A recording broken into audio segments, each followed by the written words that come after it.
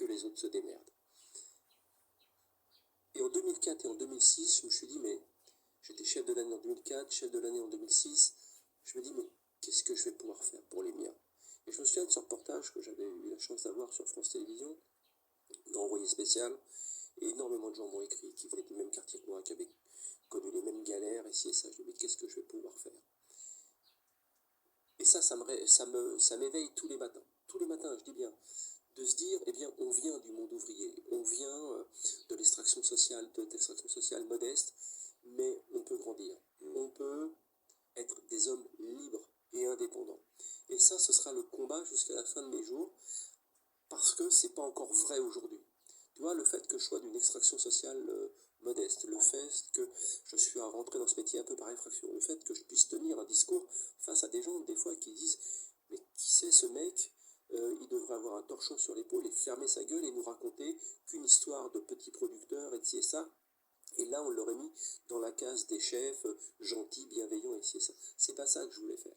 C'est ce que je veux dire aujourd'hui aux gens qui viennent des mêmes extractions sociales que moi, c'est de dire, vous avez le voix au chapitre, vous pouvez réussir. Ne vous croyez pas assigné et ne vous laissez pas manipuler par des gens qui vous semblent peut-être bienveillants, mais qui finissent par vous manipuler.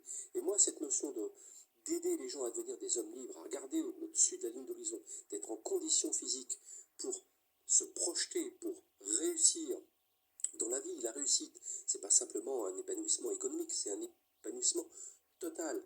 Et pourquoi je milite là-dessus? Parce que, encore, très récemment, c'est pas plus tard qu'hier, où j'ai à défendre pied à pied un certain nombre de choses sur des frais de santé, la personne qui me reçoit me prend pour un blaireau. On va dire, mais quittez, on va vous saupoudrer 4 sous, en gros, on va vous arroser, et taisez-vous. Non, non, non. Je sais gérer aussi de l'argent, je peux apprendre à gérer notre argent et l'argent de nos adhérents, ici et ça. Mais du fait que je vienne d'une extraction sociale modeste, laisse encore cette personne croire qu'elle a uniquement un pouvoir, parce qu'elle a de l'argent, un pouvoir sur moi.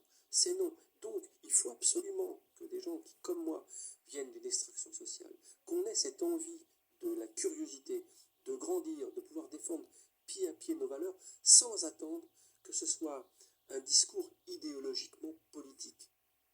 Moi, j'ai été biberonné, quand je vivais à la Cité des Beaux-Labés ou au Boudron,